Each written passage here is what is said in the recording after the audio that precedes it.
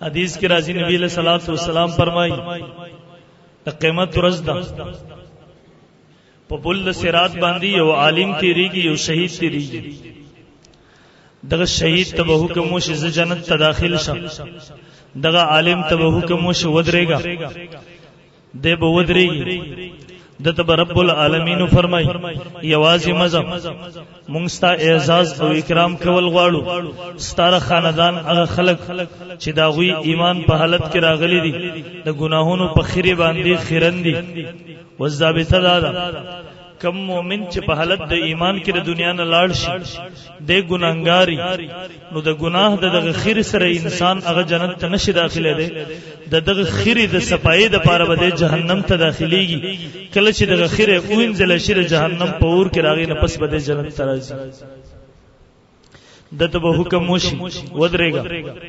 د به ودرېږي دته به ستاره خاندان هغه خلق چې په حالت د ایمان کې دنیا نه راغلیو نن دا غوی د پاره د جهنم فیصله شوی دا هغه خلق هم د جهنم نه راو باسي د ځان سره جنت ته بوزي بیا لاړ شي ما وی کله به تا غور کړی کله د علاقه کې یو مجرم پولیس نیولای لاس کې ورته اتکړی چولې دی جیل خانه ته روان کړی ستای وسوک راشي ستا سپارښت وکي اګه اتکړی ستا د لاس نه ګلاو کی تا کور تراولي ما په ایمان وای سمرا دغه سلی احسان منو بیا ته کمی قید خانه ته رواني د جهنم د دنیا قید خانه کې ډیره سخت شي په مرګ سره به ختم شي خبره به ختم شي یعنی په مرګ خو به اخلاص شي کرا دار جهنم هغه قید خانه ته رواني چې داغه نه په هیڅ صورت باندې خلاصې نشتی دار جهنم هغه قید خانه ده دغه اور د دنیا د اور نه او یا درجه زیات ده او یا درجه د دنیا نه دغه اور زیات ده او حدیث کې راځي نبی علیہ الصلوۃ والسلام فرمایي جهنم د ګرم عذاب والا جهنم یخنی عذاب والا جهنم یعنی زمهریر دواړو الله ته فریاد وکړو ګلې وکړه الله زه دومره ګرم شوم د زیات ګرمایش ته وجه نه زما دیوالونو یو بلو خان زمهریر شکایت وکړو ول الله زه دومره یخ شوم چې زیات یخاو د وجه نه زما دیوالونو یو بلو خان حکم مو شو سال کی کال کی یو ساعت اخله یو ساعت اخله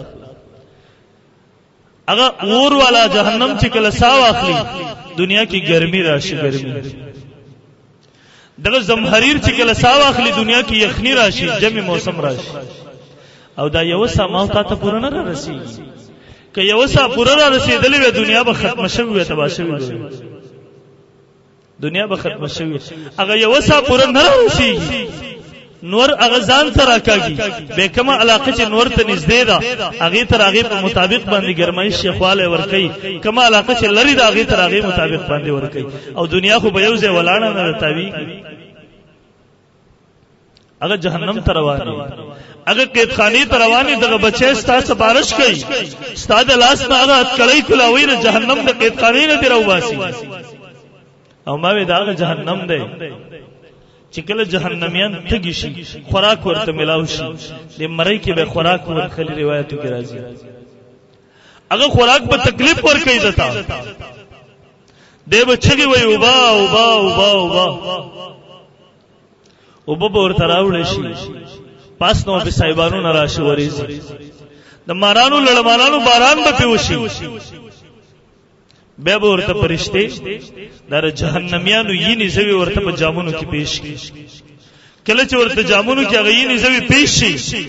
د ځان تر نزدیکی دغه تپتش او حرارت د وجنه بدل د غوخي یا ډوکی د غاخونه د ویل شي او د جام کې ورورځي د به دې ته نه ګوري تکلیف دې مړی باندې هغه سیس په مړی باندې هغه جام بخله راوړی روایتو کې راځي کله چې لاندې لاړ شي هغه یې نزوي د دنه په شرمګاه باندې د کلمیر سلام دی وزي محترمو دا هغه جهنم دی دا هغه قید خانه ده د چې आवाज ولګي چلی ولګي یا الله دا عذاب خود لږ وخت لپاره کم کنا روزانه دا عذاب زیاتی کمی کنا الله دا عذاب کو کم کله کړه لږ تکبیب کو بکرا ولا کړه لږ سات دوباره خو عذاب لری کړه زر کال بچگی وای زر کال اغه زید اخرت د دنیا نه زر کال بچگی وای تر دومره پورې اوخ کې ورده او وی دی نبی صلی الله علیه وسلم فرمایي که څوک په دغه اوخ کو کې کشتۍ چلول غواړي کشتۍ به پکې وچلی اوخ کې به ختم شي رسترګونه به یې شروع شي استاد زمو استاد دغه قد بشپېته ګرځي دا قدونه باندې دا به الله غټ کې ورته دی بچلی وای اخره کې استړی شي اگر جهنم داروغانو فرشتو ته وای تاسو الله ته وای د عذاب ملک سپک کی کنه اب ورته وای تاسو په خپل الله ته आवाज وکړئ مونږ ته سره وای مونږ د مجرمانو سفارش نشو کولای دیو بیا आवाज ولګي الله دا عذاب خلک کم کنا بیا ورته جواب راشي اخسئوا فيها ولا تكلمون زي کوری شي ما تر خبرې مکوي بیا بچي چغي او محترمو په دې تمر یم سګ نو سی ير مؤمن یم خو اخر بروزه مکل مؤمن یم اخر بروزه مکل اخر بروزه پته نه لګي سمر اربونو کاله بپروت هغه قید خانه کې لګ دنیا کې خودي ورتا یو پنځمنټ ته لپاره د لاس ور داخل کې کنه چې پته درته ولګي پنځمنټ ته د دنیا ور نشه برداشت کولای د اخرت ور چې او یا درجه زیات ته اگر ټول عمر د پاره څنګه برداشت کوي استاسنګ په سلام د ټول عمر د پاره هغه ور څنګه برداشت کوي